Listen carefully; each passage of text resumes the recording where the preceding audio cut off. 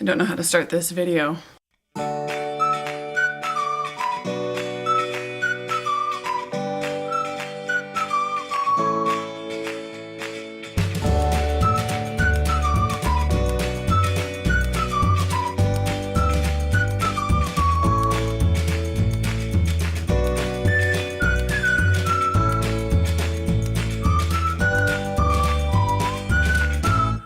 Okay, I guess I'll just start from the beginning. Last 2.5 months since the accident, and specifically, I think I mentioned in one of my previous videos that I was going to talk about anxiety. First off, I think I should give you just a little bit of history. Prior to the accident in November, on November 2nd, I never have dealt with panic or anxiety. Never. As a child, I was diagnosed with ADD. I was on Ritalin and Zoloft for a while. Didn't like the way they made me feel. So I've kind of just managed it since then, just with behavior modifications and I don't know, just dealing with it. So the accident. If any of you haven't seen one of my previous videos about the car accident, I hit a semi-tire on the freeway that had fallen off of a semi. Let me pull up the pictures so you can see. Let me just show you a picture real quick. This is what my car looked like. The whole radiator had been like shifted. My axle on the front was no longer attached. My transmission was like jacked up. I couldn't even like turn the wheel. I couldn't get my key out of the steering column. And then the tow truck driver said it looked like my oil pan had been sheared off. I'm pretty lucky that I didn't roll the car, and if you can see, there is the semi-tire I hit that was no longer in the fast lane. After the accident, I came home, realized that the car was probably totaled, felt fine, went to work. So that happened on a Thursday, went to work the next day, which was a Friday. And on Saturday, the Saturday after the accident, I was back in the back folding some laundry, and all of a sudden, my heart started racing for no reason. Like, for no reason. I literally was just standing there, like, folding towels. And it really freaked me out. I looked down at my watch and checked my heart rate, and it was like 130, 140, and I'm literally just standing there. Folding towels. Not in, like, anything that would cause my heart rate to, like, go up, but it was racing, and it really scared me. And I went in the back and I laid down, and there were a couple girls there. I leaned over out of the room and asked one of them if they'd ever had an anxiety attack before. And she's like, yeah. And I'm like, what is it like? I've never had one, and I think I may be having one. And I described my symptoms, and she was like, yeah, it kind of sounds like you're having an anxiety attack. And she's like, try not to think of anything, just do deep breaths in through your nose, out through your mouth. And I was like, okay, I'll do that. So I did. And it came down a little bit. I went home and told Jared, kind of what had happened, and realized that I hadn't eaten since the day of the accident. It had been almost a full 48 hours since I had eaten. We wondered if possibly I got on the Google, and the Google was like, yeah, if you have really low blood sugar and you eat something, it can make your blood sugar spike and your heart race. And I was like, okay, that's probably, I attributed my racing heart to the not eating. And I was like, okay, well, that would make sense, that, with my symptoms. Didn't think anything of it, went to bed. The next day, again, heart racing, heart racing, heart racing. And I was like, but I've eaten, like I shouldn't be having like these symptoms. I just need to make sure to eat. No. Granted, now we're dealing with one car at this point, and that car is having car issues. So it's super stressful. So I start having more and more panic and anxiety. And as I'm realizing, I don't have a car, are they going to total my car? How long is this going to take? I'm dealing kind of with like the insurance portion of this accident. I can go into extreme detail and tell you every little thing, as far as the calendar goes, what happened. But essentially what happened is this. I had some escalating thoughts of, are we going to get the value of our car? are we going to be underneath the loan? If we're underneath the loan, where are we going to get the money to get out from underneath the loan? Jared's car is having issues. Like, that sucks. Like, that's stressful. And then after that, are we going to be able to qualify for a loan because we have student loans? Will that make our debt to income ratio too high because we have student loans that we're paying off? And so, like, every day, like, it was like a new thing added on top of like the stress of this whole situation.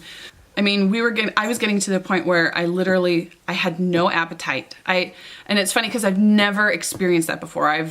This concept was so foreign to me. Literally, my stomach is clenched so tight that I can't even stomach like anything. Like, it's literally, food is sand in my mouth. My mouth was always dry, always. Like, I couldn't drink enough water to sate my thirst and just the dryness in my mouth. My heart racing all the time. I would get up in the mornings and my heart would be racing. I'd go to sleep and my heart would be racing. Move this over just a little bit. There we go, because we're starting to get a little on the bright side. The sun is coming. Winter's coming. Waiting for Optimus to bark. There's a dog outside. Freaking distractions all the time. I'm always getting distracted. I'm having all these symptoms and... Hey! What's the problem? That pug is down the street! That pug is the worst. I know. That pug is the worst. Oh, that's just what anxiety and panic feels like. Ow. Buddy! We already did this! Oh my goodness! So I'm going to bed with a racing heart. I'm waking up with a racing heart. When I am sleeping, that's a whole nother thing. When I am sleeping, I'm only getting like an hour and a half of sleep. I'll be awake for like 3 or 4 hours, and then I'll get another like 2 or 3 hours of sleep, and then I'll wake up again, ruminating in my head these like all these terrible things that could happen. And, you know, the fact that my heart is racing, it makes my heart race faster because I can feel my heart racing, you know, when that starts to happen. And, you know, then it's like, what would happen, you know, if the trifecta of all bad things happened and Jared died? You know what I mean? You just start getting cray-cray because you're not eating, you're not sleeping, and you're just wackadoodle. You're just getting wackadoodle. There were a couple things that I did to kind of help, that I knew helped with anxiety. I started going for like 2-hour walks where I would just like power walk down the street. I'm like, rah, you know. I tried chamomile tea at night to try and help me calm down. I had a friend who recommended a medication called GABA. It was like a supplement. I had somebody recommend L-theanine. You guys, anything that was natural, I tried it. Magnesium, I tried magnesium. And I think some of them helped, but I think I was wound so tightly, like with anxiety, that there was just nothing. After almost 3 weeks, I mean, in this time we've bought a car, you know, we got a car like after the accident about 3 weeks later. You know, I was still having the anxiety, I was still having the panic, I was still waking up with a racing heart. I finally decided one morning that I was going to, like, it was time. Like, clearly nothing I had been doing had changed the situation. So I waited for Jared to wake up, and then I had him take me to the clinic, and we saw just the doctor that was on call. I explained my symptoms, and he was like, yep, sounds like you're having panic and anxiety. He decides to go ahead and put me on Zoloft. So I want to take a second and talk about mental health and medication and kind of the taboo that is talking about being on medication for mental health. It's a huge taboo, not just here in Utah, but I feel like across the nation. If you need the medication, it is okay to take it. I did everything I could outside of taking a prescribed controlled substance that I could do on my own physically. There was nothing that I could do to stop my body from having the feelings that it was having. Mentally, I knew everything was going to be okay. I would talk and turn to Jared and go, Jared, I know I'm going to be okay. And he's like, I know, we're going to be fine. And I'm like, I know. My body will not allow me to calm down. It's in that fight or flight. I needed that medication to stop my body, to give it a break. As this is what the doctor even said, you need a break. You know, I'm definitely one of those people that are like, I don't need, you know, I have a mild headache or even a bad headache, and I don't take anything because I'm strong, you know? And so it's hard to get over the idea that I needed something. But I was scared enough to realize that all of that adrenaline is probably hurting my heart. It's probably hurting my brain. You don't need to feel bad. You don't need to feel like you're weak. Don't be afraid. Don't let anybody make you feel terrible or weird or ashamed to have to take medication for the anxiety, for the panic, for the depression. Whatever it is, mental health. You don't have anything to feel bad about. If you could change it, you would.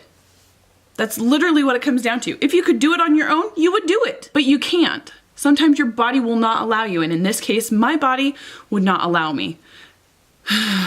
So I got on the medication, definitely helped, and my appetite started coming back. But by this point, I had already lost like 25 pounds. I mean, that's what happens when you don't eat and sleep for almost a month. Almost a full month, no eating and sleeping. Just shy of a month. Not the best way to lose weight. I wanted to lose weight. That's not the way I planned on losing weight. The doctor that I saw also recommended that I probably go and see a therapist and somebody specifically who worked with people who had anxiety and panic. So I got an appointment and started seeing a therapist to help me find ways to healthily deal with the panic and anxiety. I got a book called The Happiness Trap. This is the book. And it's the illustrated one, and it's actually really good. Let me open it up. There's an illustrated version and an unillustrated version. So yeah, this is what my therapist had me get. I took the Zoloft. The doctor wanted me on it for about 3 months. So yeah, about a month and a week I took it. I tapered off the medication. I didn't consult my doctor, although I probably should have.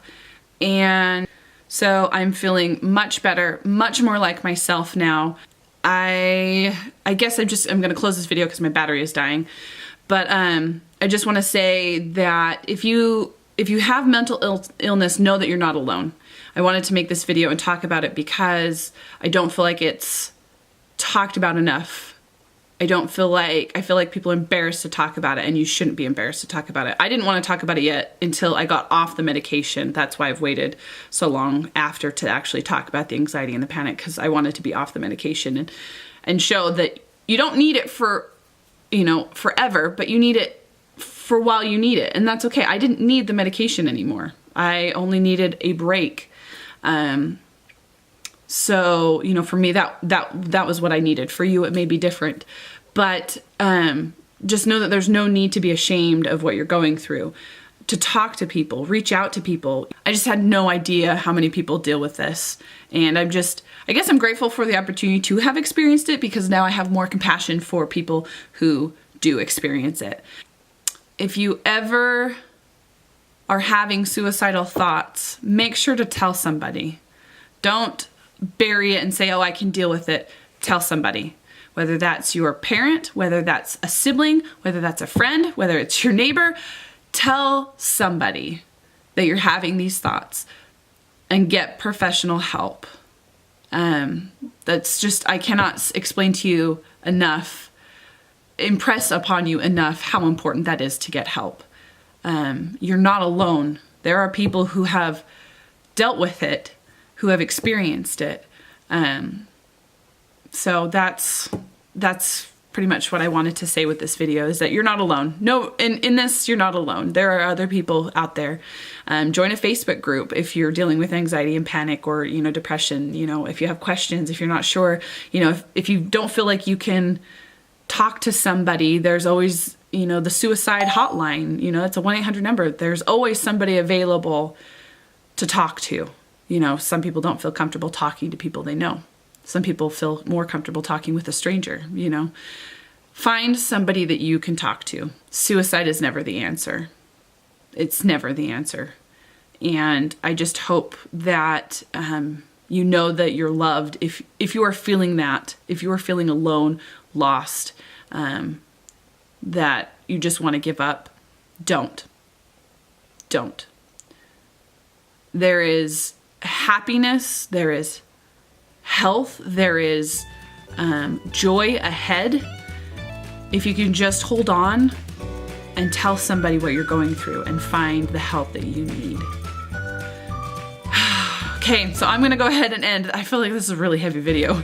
I'm gonna go ahead and end the video and say thank you so much for watching. Remember who you are, remember that you're great. Never forget it. Never forget it. Thanks so much for watching, guys. Goodbye.